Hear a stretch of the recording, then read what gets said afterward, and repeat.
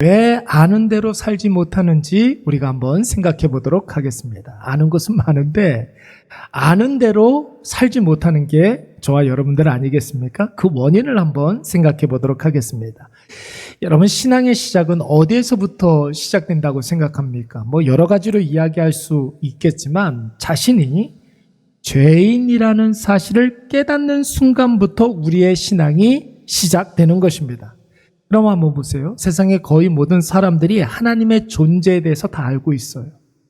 하나님의 존재에 대해서 믿지 않는 사람들, 자기가 의지적으로 난 믿지 않아 이렇게 이야기한다 할지라도 여러분, 그의 본성 안에는 하나님께서 인간을 창조하실 때 하나님을 알 수 있는 종교심, 하나님을 알고자 하는, 하나님께 나아가고자 하는 그런 의지를 허락해 주셨단 말이에요. 그래서 여러분, 위기의 순간, 결정적인 순간이 자식의 앞에 다가오게 되면 그때는 누구나 다 하나님을 찾게 되는 것입니다. 여러분, 세상에 많은 사람들이 예수님에 대해서 한 번 정도는 다 들었을 거예요. 물론 미전도 종족이 있기는 있지만 여러분, 많은 사람들을 통해서 그동안 기독교 역사를 통해서 여러분, 이 세상에 있는 많은 사람들이 예수 그리스도의 존재, 예수 그리스도께서 무엇을 하셨는지 이 부분에 대해서 거의 다 한 번 정도는 다 들었습니다. 그런데 여러분, 왜 사람들이 예수 그리스도를 자신의 주인님으로 인정하지 못하고 여호와 하나님 앞에 우리가 두 손 들고 나오지 못하는 것입니까? 하나님의 존재를 알면서도. 예수 그리스도께서 날 위해서 무엇을 하셨는지 들었음에도 불구하고 왜 사람들이 하나님께 나오지 못하는 걸까요? 그것은 자신이 죄인이라는 사실을 인지하지 못하기 때문에 그런 거예요. 그것을 인정하지 못하기 때문에 하나님 앞에 나아가지 못하는 것입니다. 여러분, 자신이 죄인이라는 사실을 알지 못하면 하나님도 필요 없고 예수님도 필요 없는 거예요. 만약에 자기가 죄인이라는 사실을 인지하지 못한 사람이 하나님을 찾는다? 그것은 여러분, 자기의 목적을 달성하기 위한 하나의 수단으로 하나님을 찾는 거예요. 모든 신앙의 시작은 자기가 죄인이라는 사실을 깨닫고 인정하면서부터 여러분, 우리의 신앙이 시작되는 거예요. 한번 생각을 해보세요. 자기가 죄인이라고 하면 그 죄를 해결하기 위한 방법을 찾을 것 아닙니까? 여러분, 자기의 죄를 해결할 수 있는 유일한 방법 누구밖에 없습니까? 예수 그리스도밖에 없는 거죠. 그러니까 여러분, 자기의 죄를 인정하는 사람은 그와 동시에 예수님을 찾을 수밖에 없는 거예요. 예수 그리스도의 십자가 은혜를 믿게 되면 그와 동시에 하나님께서 어떤 자격을 주어주십니까? 하나님의 자녀가 되는 특권을 허락해 주시는 거죠. 자기가 죄인이라는 사실을 깨닫게 되면 예수 그리스도를 찾게 되고 예수 그리스도를 믿게 되면서 우리는 하나님의 자녀가 되는 거예요. 이게 여러분 동시다발적으로 일어나게 되는 것입니다. 그때부터는 여러분, 우리의 삶의 방식이 달라지는 거죠. 욕심으로 사는 삶이 아니라 은혜로 살게 되는 줄로 믿습니다. 존재가 달라졌으니까, 이제 하나님의 자녀가 되었으니까 이제는 오직 말씀으로 살아가려고 노력하는 거예요. 저와 여러분은 은혜로 살아야 될 줄로 믿습니다. 오늘 하루도 말씀으로 살려고 노력했습니까? 예, 그 말씀으로 살려고 하는 그 노력이 있어야 우리가 매일의 삶 속에서 하루만큼 하나님 앞에 더 가까이 나아갈 수가 있는 것입니다. 그렇다면 여러분, 우리는 내가 죄인이라는 사실을 어떻게 알게 될까요? 우리는 성령의 역사하심으로 말미암아 하나님이 성령의 역사로 우리를 이렇게 조명해 주시죠. 나의 죄악됨을 알게 하시죠. 알게 하시고 그 죄를 깨닫게 하시고 혐오스럽게 생각하게 되는 거예요. 그 죄가 너무나 싫은 거예요. 내 자신이 너무나 싫은 거예요. 그래서 예수 그리스도를 찾게 하십니다. 그런데 여러분, 예수님 이전의 사람들은 율법이라는 것이 있었어요. 율법이라는 것이 있어서 사람이 얼마나 더러운 존재인지, 사람이 얼마나 소망이 없는 존재인지, 사람이 얼마나 냄새나는 존재인지 이것을 깨닫게 되었단 말이에요. 여러분, 율법이 무엇입니까? 교회 가면은 맨날 율법 거리는데 도대체 율법이 뭔지 모르겠어요. 우리나라 헌법은 내가 잘 알겠는데 우리나라 뭐 어떤 법들은 내가 종사하는 분야의 법들은 내가 잘 알겠는데 도대체 교회에서 이야기하는 율법이 무엇인지 저 어렸을 적에 교회에서 계속 율법 그러는데 도대체 율법이 뭔지 잘 몰랐어요. 율법이 뭔지를 알아야 설교를 드릴 거 아닙니까? 그렇죠? 여러분 율법이 뭡니까? 여러 가지로 이야기할 수 있어요. 뭐 이렇게 보면은 큰 틀에서 놓고 보면 구약 성경 그렇게 이야기할 수 있는데 여러분 옛날에 구약 시대의 사람들은 율법을 모세가 시내산에 올라가서 하나님께 친히 손수 쓰신 돌판에 십계명을 받아 갖고 왔잖아요. 그와 함께 여러 가지 법들을 허락해 주셨는데 그것을 율법이라고 생각을 했어요. 조금 더 시간이 지나면서 모세오경이 율법이다 그렇게 생각을 했습니다. 조금 더 시간이 지나서 여러분 구약을 우리가 두 가지로 생각할 수 있습니다. 구약을 이야기하는 커다란 산 두 가지가 있으니 하나는 모세오경이고 또 다른 하나는 선지서예요. 그래서 율법과 선지서 이렇게 이야기하면 이것은 구약 성경을 말하는 거예요. 꼭 기억하세요. 구약 성경을 나타내주는 두 개의 큰 산, 하나는 모세오경, 또 다른 하나는 선지서 이렇게 이야기합니다. 그것까지를 율법 이렇게 생각을 했단 말이죠. 그러면서 여러분 신학시대에 들어오면서 유대교의 종교 지도자들이 구약 성경을 기반으로 해서 유대인들이 앞으로 어떻게 살아야 하는지 그들의 삶을 어떻게 살아야 하는지 규범으로 만들어 놓은 것을 율법이라고 생각을 했습니다. 그러니까 여러분 십계명에서부터 시작해가지고 유대인들이 살아가는 자신들의 하나님 앞에서 거룩하게 살기 위해서는 이 정도는 지켜야 된다라고 생각하는 그 체크리스트가 있었단 말이죠. 그것까지를 다 율법이라고 우리가 이야기하는 거예요. 여러분 왜 유대인들이 이 율법을 중요하게 생각했을까요? 앞서도 말씀을 드렸던 것처럼 율법을 지키면 자기가 깨끗해진다라고 생각을 한 거예요. 깨끗해진다. 거룩하여진다. 거룩해지면 하나님께 더 가까이 나아갈 수 있게 되는 것이고 그러면서 이 율법을 지킴으로 천국에 갈 수 있다라고 생각을 한 거예요. 여러분 그 과정을 잘 기억을 하시기 바랍니다. 율법을 지키면 내가 깨끗해지고 하나님 앞에 내가 거룩해지면 하나님 앞에 한 걸음 더 나아갈 수 있게 되면서 천국에 더 가까워진다. 이렇게 생각을 했던 것입니다. 그런데 여러분 복음서에서 예수님께서는 뭐라고 이야기하셨습니까? 율법은 천국 가는 직행열차가 아니라는 거예요. 오히려 천국으로 가는 하나의 이정표, 안내판이다. 이렇게 이야기를 한 거예요. 예수님께서는. 그래서 예수님께서는 구원받기 위해서는 죄를 해결해야 하고 그 죄를 해결하기 위해서는 오직 예수 그리스도밖에 없다. 이것을 이야기를 하는 것이죠.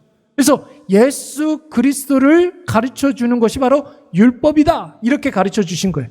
이 말을 그대로 받아가지고 사도 바울이 뭐라고 이야기를 했느냐면 예수님은 율법을 폐하러 오신 분이 아니라 율법을 어떻게 하시기 위해서? 완성하기 위해서 이 세상에 오신 분이다. 이렇게 이야기를 한 거예요. 그래서 여러분 지난 시간에도 말씀을 드렸지만 율법은 우리의 죄를 죄로 인식하게 하는 기능이 있다. 우리가 그것을 알아야 되는 거예요. 신앙은 여러분 우리의 죄를 인식하는 데서부터 시작한다고 하지 않았습니까?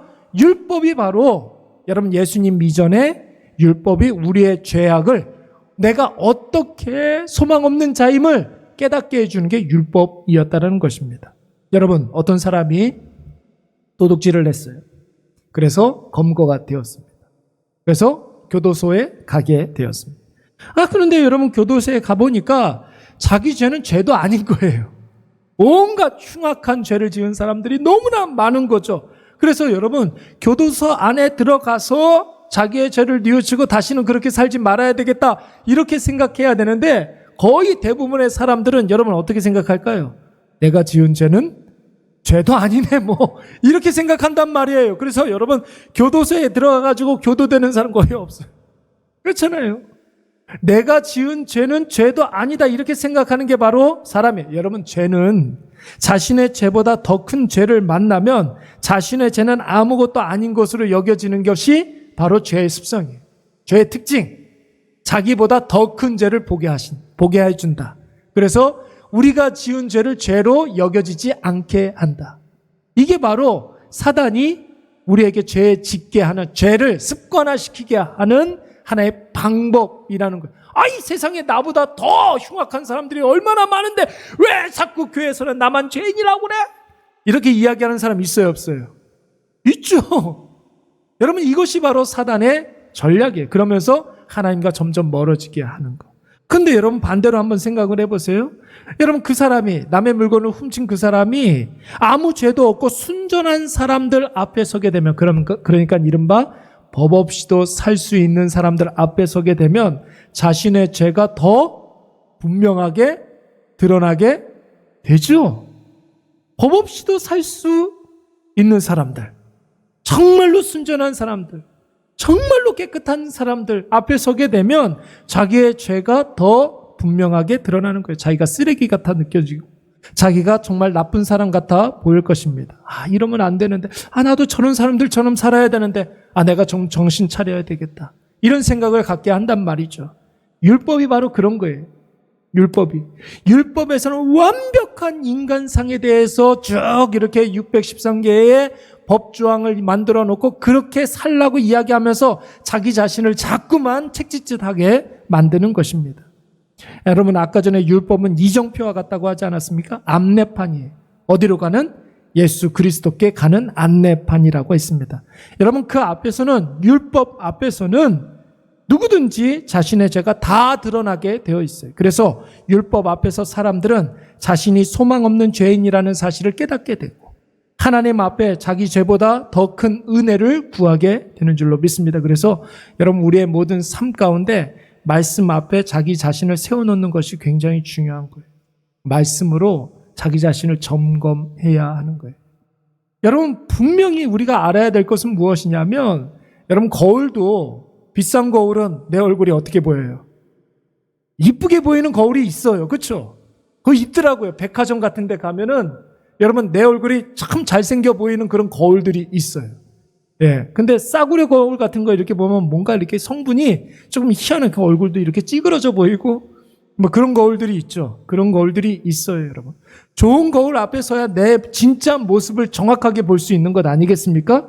그렇죠? 그래서 말씀 앞에 우리 자신을 날마다 세워놓는 거 굉장히 중요한 거예요. 왜 큐티를 하라고 그럽니까? quiet time. 왜 조용한 시간을 가지라고 그래요? 하나님 앞에서. 왜요? 하나님의 말씀을 묵상하면서 자기 자신을 분명하게 인식하고 깨달으라는 거예요. 그러면 여러분, 절대로 뭔가 어떤 일들에 의해서 남하고 자기 자신을 비교하지 않아요. 남 탓하지 않아요. 여러분, 자기 자신의 죄를 분명하게 인식하고 그 죄를 해결하려고 노력하게 되는 것이죠. 여러분, 한번 보십시오. 14절 말씀에 뭐라고 그랬습니까? 우리 다 같이 한번 읽어볼까요? 시작. 우리가 율법은 신령한 줄 알거니와 나는 육신에 속하여 죄 아래에 팔렸도다. 아멘. 율법이 그래서 신령하다는 거예요. 왜 신령합니까? 율법은 하나님께로 안내해주는 이정표이기 때문에, 예수님께로 안내해주는 이정표이기 때문에, 나의 죄를 다 드러나게 하는 그런 순기능이 있기 때문에 율법 신령하다는 거예요.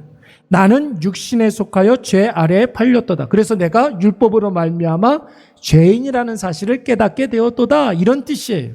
이어서 나오는 15절 말씀 한번 볼까요? 내가 행하는 것을 내가 알지 못하노니 라고 그랬어요.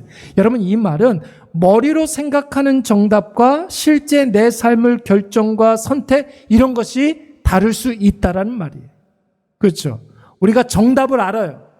여러분, 늘 정답은 쉬워야 된다고 그랬습니다. 왜요? 정답은 늘 쉬워요. 남녀노소 누구나 다 그 정답대로 살아야 하기 때문에 정답은 늘 쉬운 거예요. 그런데 여러분, 모든 인간은 죄로 말미암아 타락했기 때문에, 부패했기 때문에 그 쉬운 정답을 자기의 뜻대로, 자기의 의지대로 여러분 정답대로 살 수 있습니까? 없습니까? 없어요. 그래서 정답은 알고 있으나 그렇게 정답대로 살아가기는 너무나 힘들다는 것을 오늘 본문에서 이야기하는 거예요. 내가 원하는 것은 행하지 아니하고 미워하는 것을 행함이라. 내가 분명히 이걸 이러면 안 돼라고 생각하는 그것을 다른 사람이 그렇게 행동하면 내가 분명히 비판하고 정죄하고 그것에 대해서 정말로 재단을 하고 그러는데, 나도 그런 행실들을 하고 있다라는 거예요. 그러면 안 된다라고 생각하는 그 일을 내가 행하고 있다는 거예요. 여러분, 우리 가끔가다 그런 생각 들 때 있지 않습니까? 아유, 내가 왜 이러지? 이럴 때 있어요, 없어요?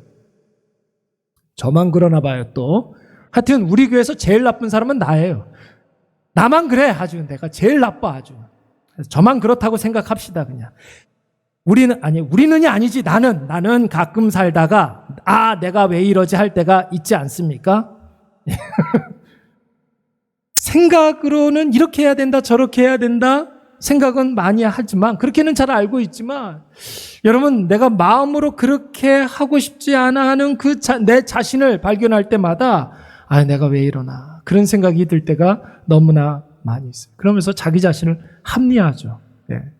내가 분명히 그러면 안 되는데 그렇게 하고 있어요.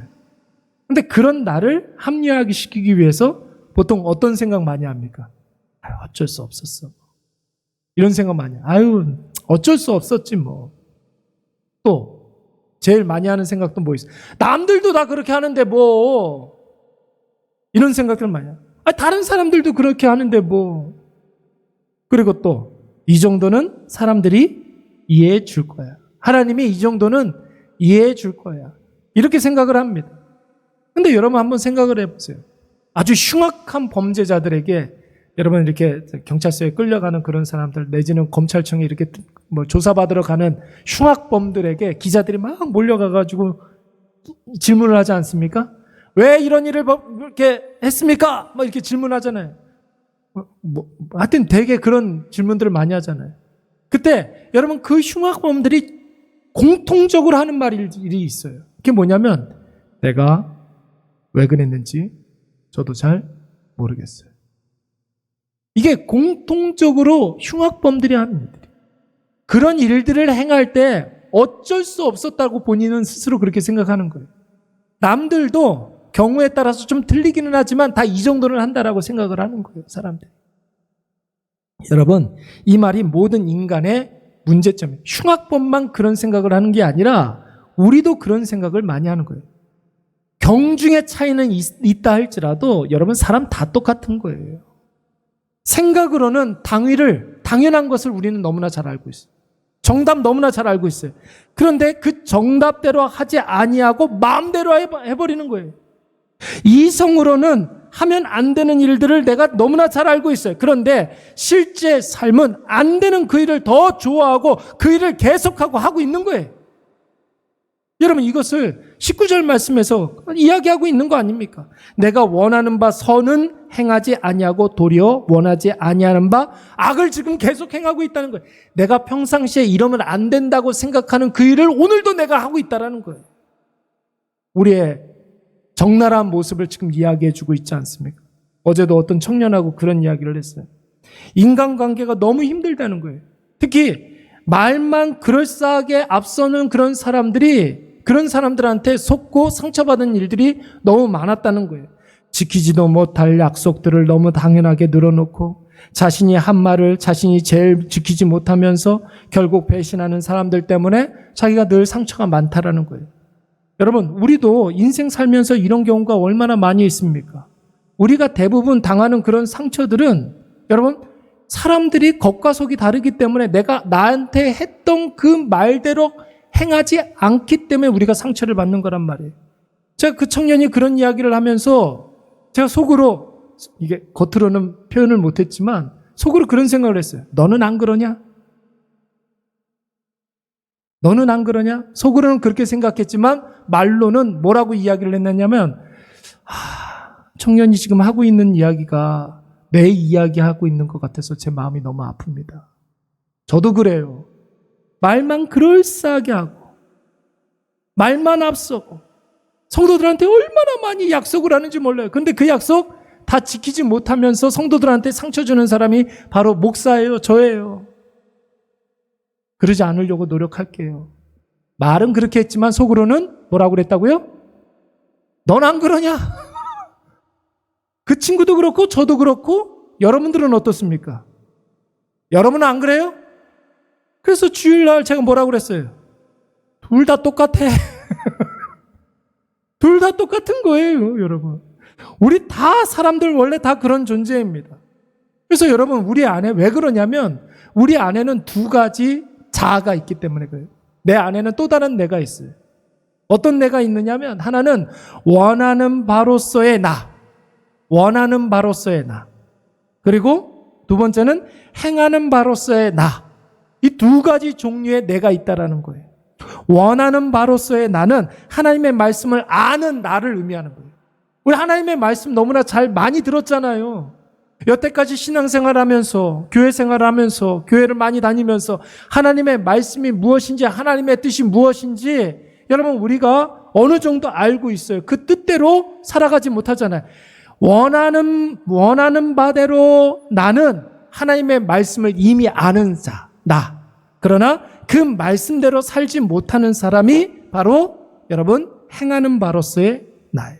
실제로는 하나님의 말씀과 전혀 다르게 행동해요. 내가 아는 말씀보다 내 안에 용솟음 치는 내 안의 욕심이 말씀대로 살고자 하는 의지를 꺾어버리고 마음대로 욕심대로 살아가게 하는 것입니다. 그래서 여러분 집에 이렇게 오늘 예배 이렇게 드리고 집에 가면서 내가 기필코 오늘부터는 남편한테 잘해줘야지. 아내한테 내가 너무너무 잘해줘야지. 이렇게 마음 먹고 다짐을 하는데 집에 가서 남편 얼굴 보면 그런 생각, 그런 다짐이 싹 사라지죠. 싹 사라지죠. 또 그럴 때 있어요. 연약한 사람, 부족한 사람 내가 꼭 도와줘야지. 아휴, 저 사람 참 얼마나 힘들까. 내가 좀 도와줘야지.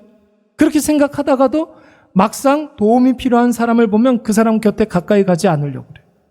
그런 나 자신을 발견하고 얼마나 나 자신이 싫게 느껴집니까? 한심스럽게 느껴집니까? 여러분 이것은 저만 그런 것이 아니라 여러분들만 그런 것이 아니라 죄된 모든 인간들이 가지고 있는 고뇌예요. 원하는 바로서의 내가 있고 행하는 바로서의 내가 있는 이게 여러분 계속해서 우리 안에서 싸우고 있다는 것이죠. 여러분 이런 일들을 만나면 꼭 기억하시기 바랍니다. 어떤 기준을 가지고 내가 원하는 바로서의 내가 되는지 행하는 바로서의 내가 되는지 16절 말씀에 보면은 뭐라고 그랬냐면 내가 만일 우리 다 같이 한번 읽어볼까요? 만일 시작 만일 내가 원하지 아니하는 그것을 행하면 내가 이로써 율법이 선한 것을 시인하노니 이 말이 무슨 뜻이냐면 여러분 세번역 성경에서는 뭐라고 이야기를 했느냐면 이렇게 이야기했습니다. 제가 한번 읽어볼게요. 내가 그런 일을 하면서도 그러니까 내가 원하지 않는 그런 일들 정말로 하면 안 되는 일들을 하면서도 그것을 해서는 안 되겠다고 생각하는 것은 곧 율법이 선하다는 사실에 내가 동의하고 있는 것입니다. 율법을 기준으로 해서 우리가 그것을 알고 있다라는 것이죠. 그래서 율법을 욕하면 안 된다. 율법이 나쁘다. 그렇게 이야기하면 안 된다라는 것입니다. 여러분 율법을 지킬 수도 없고 안 지킬 수도 없는 그런 내가 나쁜 것이지 여러분 율법은 나쁜 것이 아니에요. 내 안에 죄가 가득 차여서. 그래서 17절 20절 말씀에 보면 똑같은 이야기를 계속하는데 나의 삶을 죄가 지배하고 있기 때문에 어떻게 해야 하는지를 잘 알면서도 아는 바를 행하지 못하고 오히려 악한 것을 행할 때가 더욱더 많아진다. 움직일 때마다 죄를 양산해 낸다라는 거예요. 죄의 지배를 받고 있기 때문에. 죄의 지배를 받고. 그러면 여러분 여기에서 한 가지 의문점이 들지 않습니까? 우리가 아까 전에 분명히 뭐라고 그랬어요? 내가 죄인이라는 사실을 깨닫고 누구를 찾아요? 예수 그리스도를 찾죠. 내 죄를 해결할 수 있는 분이 예수님이니까. 예수님을 구주와 주님으로 영접하면 그와 동시에 우리의 신분이 어떻게 된다고 그래요? 하나님의 자녀가 되는 특권을 우리에게 허락해 주신다고. 그런데 여러분, 그때부터는 그러면 성령의 역사로 우리가 살아가게 되고 은혜로 살아가게 되는데 여전히 그럼에도 불구하고 죄의 지배를 왜 받고 있느냐는 거죠. 왜 그렇다면 우리는 죄의 지배에 자유로울 수가 없느냐? 이런 의문이 들 수 있는 거죠. 그렇죠? 내가 분명히 하나님의 자녀인데 여전히 그럼에도 불구하고 성령의 영향력 아래에 있는 것이 아니라 죄의 지배를 받고 있는. 여러분, 원리적으로 보면은 우리가 성령의 역사를 통해서 하나님의 자녀가 되었다는 것은 내 안에 있는 모든 죄의 문제가 해결되었다는 것을 의미하는 거예요. 내 안에 예수 그리스도께서 나를 위해서 십자가에 달려 죽으심으로 말미암아 내 안에 있는 모든 죄가 다 해결된 줄로 믿습니다. 그런데 여러분, 문제는 무엇이냐면 죄의 영향력은 여전히 남아있다는 거예요. 죄의 영향력. 죄는 다 사라졌지만 죄의 습성대로 했었던 그 영향력은 여전히 남아있다는 거예요. 여러분, 이를테면 이런 거예요. 강아지에게 밥을 준다고 한번 생각을 해요. 어떤 나쁜 주인이 강아지한테 밥을 주는데 줄 때마다 몽둥이로 한 대씩 팼어요. 때렸다고 생각을 해보세요. 그러면 여러분, 이 강아지에게는 밥 먹는 시간이 어떤 시간이에요? 한 대 맞는 시간이란 말이에요. 근데 이 주인이 바뀌었어요. 선량한 사람으로 바뀌었어요. 그래도 밥을 줄 거 아닙니까? 이 강아지에게. 선량한 주인으로 바뀌었지만 이 개는 밥을 먹을 때마다 어떤 생각이 있어요? 한 대씩 맞는다라는 그런 생각이 있는 거예요, 여러분. 이게 바로 죄의 영향력이에요. 주인은 바뀌었어요.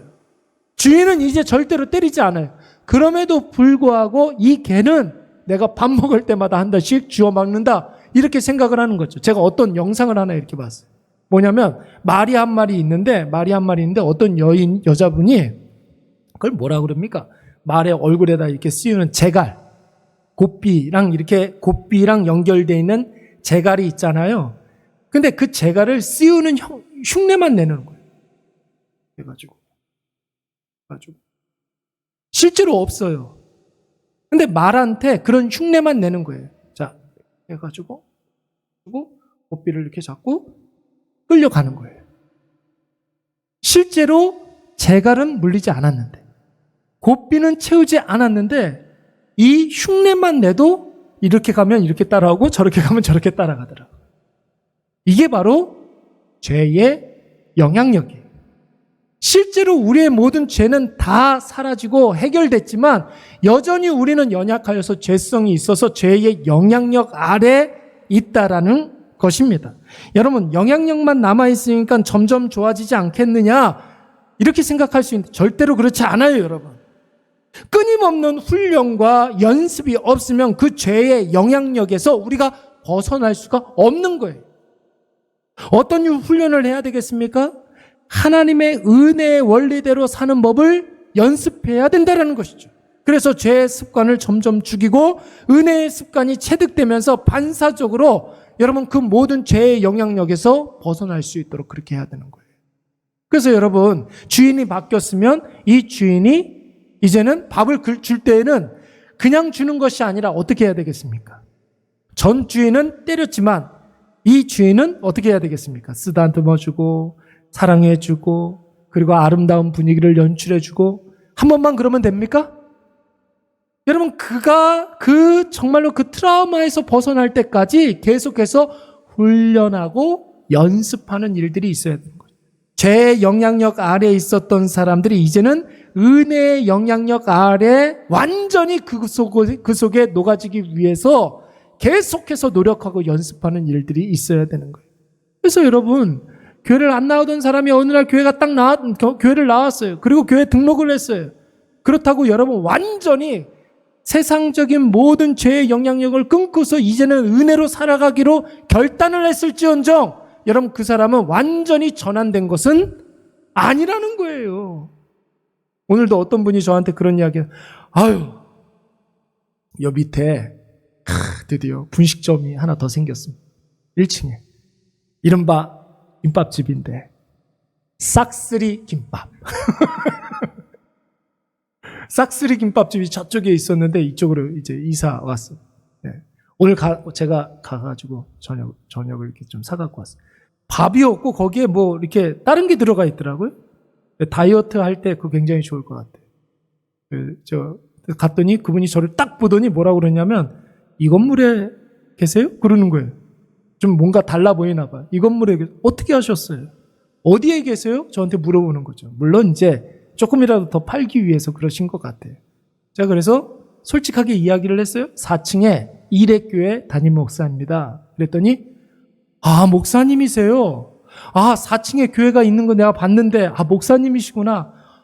제가 교회를 나가야 되는데 하면서 뭐라고 그랬냐면, 담배도 끊고 술도 끊고 빨리 나가야 되겠는데 그러더라고요. 담배 끊어야 나올 수 있습니까, 교회는? 술을 끊어야지만 교회를 나올 수 있습니까? 왜 목욕탕 가면서 샤워하고 가시죠? 목욕 다 하고 때 다 벗겨놓고 목욕탕 가시지 왜? 그런 거 아니잖아요, 여러분. 그래서 교회에 이렇게 오시는 분들에게는 기다림이 있어야 되고, 여러분 이해해주는 일들이 있어야 되고, 배려해주는 일들이 있어야 되고, 실수하는 것들에 대해서 기다려줄 수도 있어야 되는 거예요. 훈련이 되고 연습이 되어야 하는 그런 일들이 있어야 되겠죠. 그러면서 늘 똑같아요. 그래서 교회를 나가야겠다고 이야기하는 분이 우리 아버지가 뭐고 우리 어머니가 뭐고 내가 아는 사람 중에 누가 있고 8시 반에 일부 예배가 있으니까 꼭 나오세요. 꼭 나오세요. 제가 그렇게 이야기하고 이제 여러분 갈 때마다 저 4층에 일회교회에서 왔는데 뭐 좀 주세요. 이렇게 이야기하십시오. 예. 근데 조금 이렇게 진짜 나오고 싶어 하는 그런 마음이 좀 있는 것 같아요. 아무튼 여러분 그렇습니다. 여러분 그래서 은혜의 원리대로 사는 법을 연습해야 된다는 것이죠. 그러나 예수 그리스도를 아직 만나지 못하면 여러분 우리는 죄에게 순종하게 되는 거예요. 죄에게 순종하면서 죄의 지배 아래 살게 되는 것이고 죄를 짓고 있으면서도 그것이 죄인지도 알지 못하고 그러면서 죄를 당연한 것으로 그것이 상식인 것처럼 여러분 살아가게 되는 거예요. 그런 사람을 우리는 죄의 지배 아래 죄의 영향력 아래 살아가고 있다. 그렇게 이야기하는 것이죠. 여러분 이것은 사도 바울도 사람이잖아요. 사도 바울도 피해갈 수가 없었어요. 그래서 여러분 23절, 24절 사도 바울이 굉장히 했던 고백 중에 유명한 고백인데 다 같이 한번 읽어보겠습니다. 시작.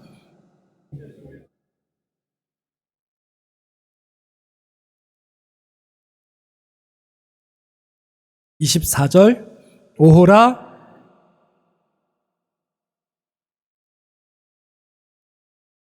계속해서 은혜의 지배 아래 살아가고 싶어하는 나의 모습과 죄의 지배 아래 살아가고 싶어하는 나의 모습이 계속해서 내 안에 싸우고 분투하고 있다는 거예요. 그래서 나는 공고한 사람이다.